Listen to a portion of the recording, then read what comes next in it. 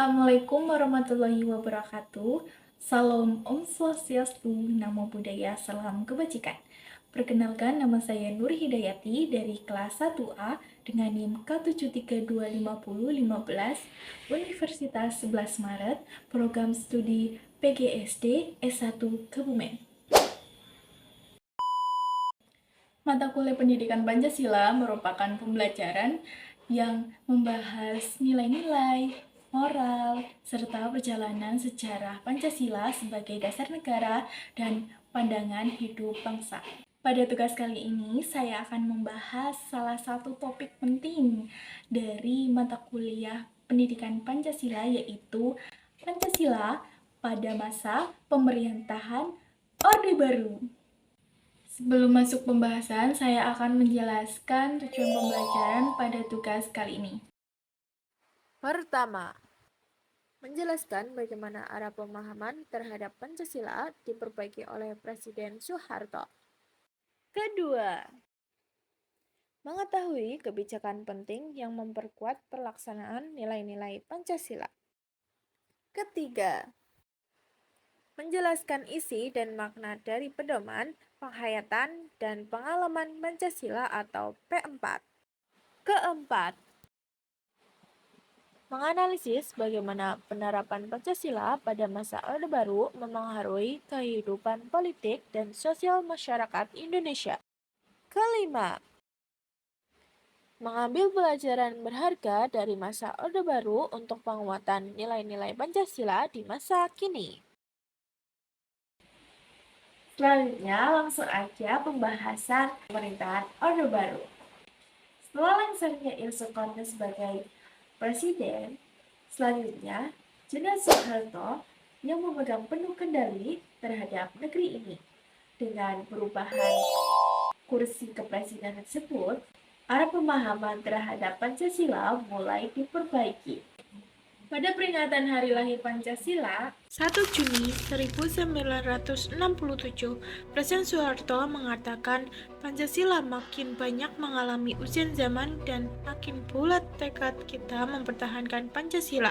Selain itu, Presiden Soeharto juga mengatakan Pancasila sama sekali bukan sekadar semboyan untuk dikumandangkan. Pancasila bukan dasar falsafah negara yang sekedar dikeramatkan dalam naskah Undang-Undang Dasar, melainkan Pancasila harus diamalkan. Jadi, Pancasila dijadikan sebagai political force di samping sebagai kekuatan ritual. Begitu kuatnya Pancasila digunakan sebagai dasar negara. Maka, pada 1 Juni 1968, Presiden Soeharto mengatakan bahwa Pancasila sebagai pegangan hidup bangsa akan membuat bangsa Indonesia tidak loyo, bahkan jika ada pihak-pihak tertentu mau mengganti, merubah Pancasila dan menyimpang dari Pancasila pasti digagalkan. Selanjutnya, pada tahun 1968, Presiden Soeharto mengeluarkan Instruksi Presiden nomor 12 tahun 1968 yang menjadi panduan mengucapkan Pancasila sebagai dasar negara. Yaitu yang pertama, ketuhanan yang Maha Esa. Yang kedua, kemanusiaan yang adil dan beradab. Yang ketiga, persatuan Indonesia. Yang keempat, kerakyatan yang dipimpin oleh hikmat kebijaksanaan dalam permusyawaratan perwakilan. Kelima, keadilan sosial bagi seluruh rakyat Indonesia. Nah, instruksi presiden tersebut dimulai pada tanggal 13 April 1968. Pada tanggal 22 Maret 1978 ditetapkan Ketetapan MPR Nomor 2 MPR 1978 tentang pedoman penghayatan dan pengamalan Pancasila atau yang disebut Eka Prasetya Pancakarsa, yang salah satu pasalnya atau tepatnya pasal 4 menjelaskan pedoman penghayatan dan pengalaman Pancasila merupakan penuntut dan pemegang hidup dalam kehidupan bermasyarakat, berbangsa, dan bernegara bagi setiap warga negara Indonesia. Setiap penyelenggara negara serta setiap lembaga kenegaraan dan lembaga kemasyarakatan, baik pusat maupun di daerah, dan dilaksanakan secara bulat dan utuh. Adapun nilai dan norma-norma yang terkandung dalam pedoman penghayatan dan pengalaman Pancasila atau yang disebut Eka Prasetya Pancakarsa. Berdasarkan ketetapan tersebut, meliputi 36 butir, yaitu yang pertama, ada sila ketuhanan yang Maha Esa, menekankan keimanan dan ketakwaan kepada Tuhan, menghormati perbedaan agama dan kepercayaan, menjaga kerukunan antar umat agama, serta tidak memaksakan keyakinan kepada orang lain. Kedua, kemanusiaan yang adil dan beradab, menjunjung tinggi persamaan hak dan kewajiban, saling mencintai sesama, bersikap tenggang rasa, menghargai nilai kemanusiaan, berani membela kebenaran dan keadilan, serta bekerja sama dengan bangsa lain atas dasar kemanusiaan. Yang ketiga, sila persatuan Indonesia, mengutamakan kepentingan bangsa di atas kepentingan pribadi atau golongan, rela berkorban demi negara, mencintai tanah air bangsa Indonesia, serta memelihara persatuan dan kesatuan dalam semangat Bhinneka Tunggal Ika. Yang keempat, sila kerakyatan yang dipimpin oleh hikmat kebijaksanaan dalam bermusyawarah berwakilan, mengutamakan kepentingan bersama, tidak memaksakan kehendak orang lain, mengedepankan musyawarah untuk mencapai mufakat, melaksanakan keputusan dengan tanggung jawab moral kepada Tuhan, serta menjunjung tinggi nilai kebenaran dan keadilan. Yang kelima, sila keadilan bagi seluruh rakyat Indonesia, menumbuhkan sikap kekeluargaan dan gotong royong, berlaku adil, menjaga keseimbangan hak dan kewajiban, menghormati hak orang lain, suka menolong, bekerja keras, tidak boros, menghargai karya orang lain, dan berupaya mewujudkan kemajuan yang merata serta berkeadilan sosial. Nilai-nilai Pancasila yang terdiri atas 36 butir tersebut kemudian pada tahun 1994 disarikan atau dijabarkan kembali oleh BP 7 Pusat menjadi 45 butir P4. Perbedaan yang dapat digambarkan yaitu sila ke-1 menjadi 7 butir, sila kedua menjadi 10 butir, sila ketiga menjadi 7 butir, sila keempat menjadi 10 butir, dan sila kelima menjadi 11 butir. Sumber hukum dan tata urutan peraturan perundang-undangan di negara Indonesia diatur dalam Ketetapan MPRS Nomor 20 MPRS tahun 1966. Ketetapan ini menegaskan amanat penderitaan rakyat hanya dapat diberikan dengan pengamalan Pancasila secara paripurna dalam segala segi kehidupan, kenegaraan, dan kemasyarakatan, dan dengan pelaksanaan secara murni dan konsekuen jiwa, serta ketentuan-ketentuan Undang-Undang Dasar 1945 untuk menegakkan Republik Indonesia sebagai suatu negara hukum yang konstitusional sebagaimana yang dinyatakan dalam pembukaan Undang-Undang Dasar 1945. Memasuki tahun 1980-an, muncul berbagai kritik dari kelompok Islam yang menilai bahwa pemerintah terlalu mengagamakan Pancasila.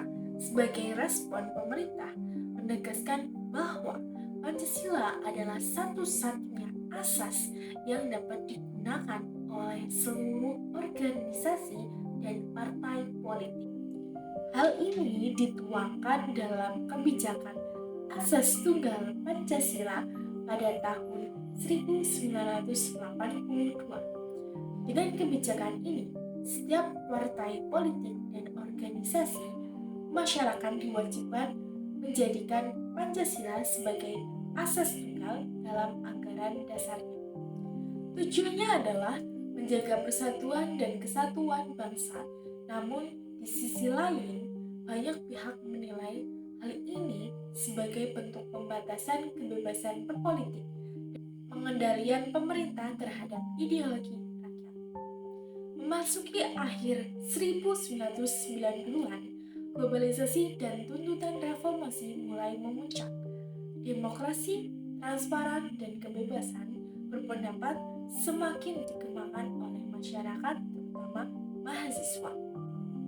Pemerintahan Orde Baru mulai banyak dikritik karena dianggap otoriter, represif, korup, dan tidak konsisten dalam mengamalkan nilai-nilai Pancasila secara adil. Pada akhirnya, pada 21 Mei 1980-an, Tidak Soeharto resmi mengundurkan diri, menandai berakhirnya era Orde Baru dan dimulainya era reformasi. Meski demikian, warisan pengamalan Pancasila pada masa itu tetap berpengaruh besar terhadap sistem nilai bangsa Indonesia hingga saat ini. Dari keseluruhan pembahasan yang dijelaskan, dapat disimpulkan bahwa Pancasila pada masa Orde Baru ditempatkan sebagai dasar dan ideologi negara yang tidak boleh diganggu-gugat. Pemerintah berupaya menegakkan Pancasila secara total di setiap aspek kehidupan berbangsa dan bernegara. Melalui berbagai kebijakan seperti Instruksi Presiden Nomor 12 Tahun 1968, TAP MPR Nomor 2 MPR 1978 tentang P4 serta Asas Tunggal Pancasila, pemerintah berusaha menanamkan nilai-nilai Pancasila secara formal dan sistematis kepada seluruh rakyat Indonesia. Pancasila dijadikan alat pemersatu bangsa di tengah ancaman ideologi luar, terutama komunisme, liberalisme yang mulai masuk ke Indonesia. Namun, dalam praktiknya, penerapan Pancasila pada masa Orde Baru seringkali bersifat top-down dan dijadikan alat kekuasaan untuk menekan kritik terhadap pemerintah.